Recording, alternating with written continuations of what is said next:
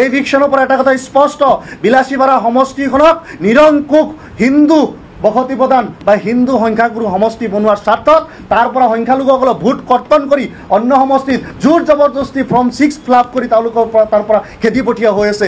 এই ধৰণৰ অগণতান্ত্ৰিক আৰু স্বৈৰাচাৰী পৰিৱেশক আমি সৰ্বভাৰতীয় সংযুক্ত গণতান্ত্ৰিক মৰ্চাই বিৰোধ কৰোঁ। আমি ধিক্কাৰ জনাইছোঁ হিমন্ত বিশ্ব শৰ্মা নেতৃত্বাধীন এই চৰকাৰখনক। এই ধৰণৰ হিটলাৰী আৰু কুপ্ৰথা তেওঁলোকক জনগণে মনত ৰাখিব।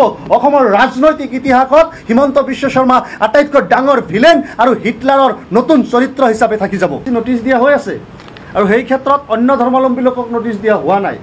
আজি গোটেই অসমত এনেকুৱা এটা পৰিৱেশৰ সৃষ্টি কৰা হৈছে যি পৰিৱেশৰ পৰা মুছলমানসকলক অস্পৃশ্য, তেওঁলোকক এলিয়েনেশ্যন আৰু আদাৰনেছ কৰাৰ যিটো প্ৰক্ৰিয়া, এই প্ৰক্ৰিয়াটো অত্যন্ত ভয়াৱহ আৰু এয়া গণতন্ত্ৰৰ বাবে অশুভ লক্ষণ।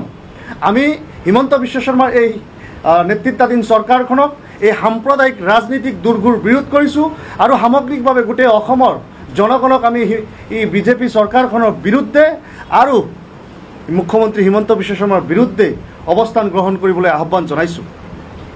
আজি আমি এআইডিএফ দলৰ সজাতি দলে অলপতে বিলাসীপাৰাত ভ্ৰমণ কৰিছিলোঁ।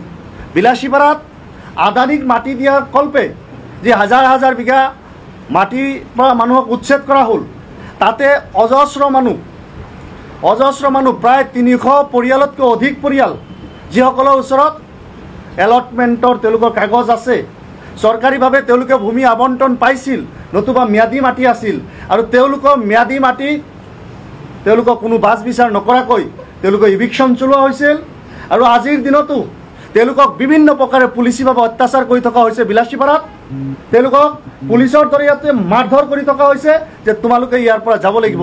যিসকলৰ ম্যাদী পট্টাৰ মাটি আছিল তেওঁলোকক এই ধৰণে খেদি পঠিওৱা হৈ আছে, অন্যথা ক'ৰবাত দ ঠাইত কৈ আছে তোমালোকে তাতে বহি যোৱা। এই ধৰণৰ অমানৱীয় কাৰ্যকলাপে অসম চৰকাৰখনৰ তেওঁলোকৰ যি বিভৎস চৰিত্ৰ, সেই চৰিত্ৰক পৰিস্ফুট কৰিছে। আমি অসম চৰকাৰক আহ্বান জনাইছোঁ, যিসকলৰ ম্যাদী পট্টাৰ মাটি আছে তেওঁলোকক মাটি দিয়ক, একেটা সময়তে আপোনালোকে ক্ষতিপূৰণৰ ব্যৱস্থা কৰক।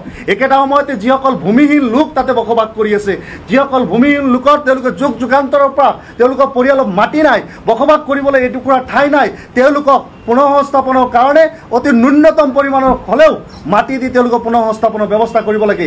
এই সংক্ৰান্তত মই আমাৰ বিলাসীপাৰা পশ্চিম সমষ্টিৰ বিধায়কৰ হৈ তেখেতৰ প্ৰতিনিধি হিচাপে মই ক' ডিষ্ট্ৰিক্ট লেভেল লেণ্ড এডভাইজৰী কমিটিৰ মিটিঙত উপস্থিত আছিলোঁ আৰু এই বিষয়বিলাক যেতিয়া উত্থাপন কৰিছিলোঁ, তেওঁলোকে দেখা গৈছে যে বিলাসীপাৰা প্ৰসংগত তেওঁলোকে খুব দুৰ্গম চৰাঞ্চলত তেওঁলোকে মাটি দিয়াৰ কথা কৈছে যে আমি চৰাঞ্চলত মাটি থৈ দিছোঁ য'ত চাৰিওপিনে নদী, এতিয়াও আৰু এমাহ গ'লেই তাতে পানী উঠিব বা বানপানী বাঢ়িলেই তাতে পানী উঠিব, সেই ঠাইবিলাকক তেওঁলোকক খেদি পঠিওৱা হৈ আছে। অৰ্থাৎ বিলাসীপাৰাৰ যি ইভিকশ্যন হৈছিল, সেই ইভিকশ্যনৰ পৰা এটা কথা স্পষ্ট, বিলাসীপাৰা সমষ্টিখনক নিৰংকুশ হিন্দু বসতি প্ৰদান বা হিন্দু সংখ্যাগুৰু সমষ্টি বনোৱাৰ স্বাৰ্থত তাৰ পৰা সংখ্যালঘুসকলক ভোট কৰ্তন কৰি অন্য সমষ্টিত জোৰ জবৰদস্তি ফৰ্ম 6 ফিল আপ কৰি তেওঁলোকৰ তাৰ পৰা খেদি পঠিওৱা হৈ আছে। এই ধৰণৰ অগণতান্ত্ৰিক আৰু স্বৈৰাচাৰী পৰিৱেশক আমি সৰ্বভাৰতীয় সংযুক্ত গণতান্ত্ৰিক মৰ্চাই বিৰোধ কৰোঁ। আমি ধিক্কাৰ জনাইছোঁ হিমন্ত বিশ্ব শৰ্মা নেতৃত্বাধীন এই চৰকাৰখনক। এই ধৰণৰ হিটলাৰী আৰু কুপ্ৰথা তেওঁলোকক জনগণে মনত ৰাখিব। অসমৰ ৰাজনৈতিক ইতিহাসত হিমন্ত বিশ্ব শৰ্মা আটাইতকৈ ডাঙৰ ভিলেন আৰু হিটলাৰৰ নতুন চৰিত্ৰ হিচাপে থাকি যাব। উজনি অসমত বিলকুল সংখ্যালঘু মানুহৰ থকাৰ অধিকাৰ আছে। তেওঁলোকক যদি কোনোবাই সন্দেহযুক্ত মিয়া ইত্যাদি কৈ তাৰ পৰা খেদিব বিচাৰে, তাক ৰক্ষণাবেক্ষণ দিবলৈ মানুহ কিন্তু উজনি অসমত আছে। আমি তেওঁলোকক ধন্যবাদ জনাইছোঁ। আৰক্ষী প্ৰশাসনৰ দায়িত্ব যে মানুহৰ জীৱন আৰু সম্পত্তি আৰু জীৱিকাৰ নিৰাপত্তা সুনিশ্চিত কৰা, তেওঁলোকে সেই কাম কৰক।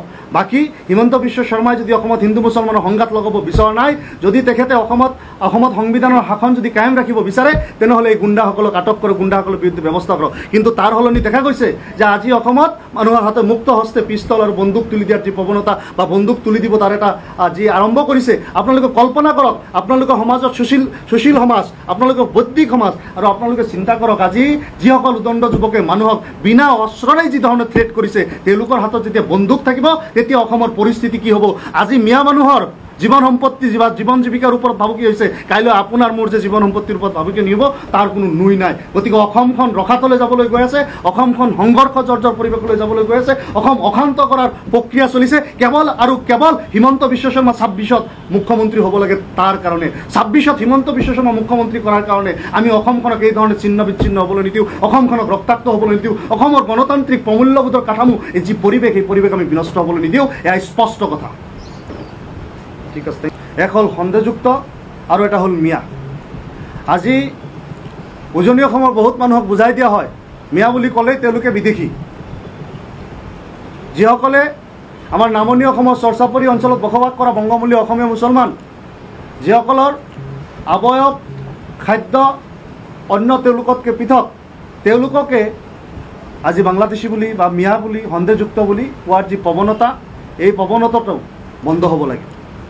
আৰু উজনি অসমত কোন সংগঠনে কৰিছে, কি কৰিছে, তাতকৈ ডাঙৰ কথা মুখ্যমন্ত্ৰী ডাঙৰীয়াৰ পোহনীয়া গুণ্ডা বাহিনীয়েও বহুতখিনি কৰি আছে। আৰু এই কথাখিনি অসমৰ ৰাইজে জল পটকৈ বুজি পায়। কোন কোন মুখ্যমন্ত্ৰীৰ পেইড আৰু স্পনচাৰ্ড বা পুহি ৰখা গুণ্ডা, এই কথাখিনি অসমৰ ৰাইজে কিন্তু বুজি পায়।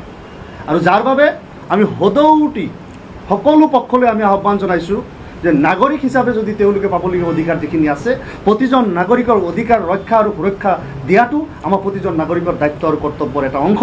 সেই হিচাপে যদি তেওঁলোকে উজনি অসমত শ্ৰম কৰি থাকিব পাৰে বা যদি তেওঁলোকে উজনি অসমত যদি মেহনত কৰাৰ অধিকাৰ আছে, তেনেহ'লে আপোনালোকে দিয়ক, অন্যথাতো কথা নাই। যদি দেশৰ সংবিধানে সেইটো এলাও নকৰে, আমি আপোনালোকৰ ওচৰত দাবী নকৰোঁ।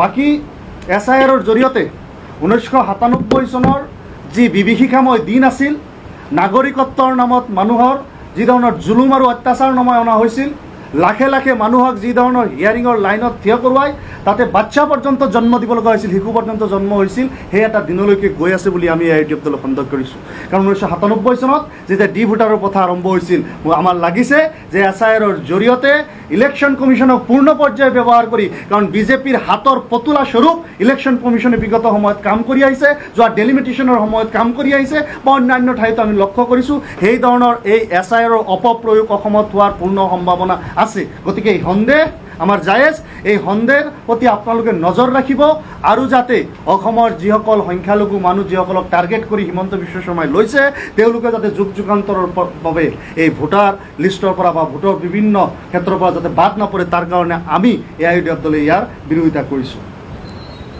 কিছুমান উদণ্ড আৰু আপোনালোকে গুণ্ডা যুৱক বুলি কৈছে, আপাৰ আছামত মুখ্যমন্ত্ৰীৰ মানে ইংগিতত কাম কৰিছে বুলি কৈছে। গতিকে শৃংখল চলিহঁত আছে বা বিভিন্ন দল সংগঠনৰ নেতাসকল আছে, গতিকে আপোনালোকে সেইখিনিকে এতিয়া উদণ্ড বা আপোনালোকে গুণ্ডা বুলি ক'ব বিচাৰে। কোন উদণ্ড, কোন গুণ্ডা, কোন আইন হাতত তুলি লৈছে, এই কথা অসমৰ প্ৰতিজন মানুহে দেখি আছোঁ।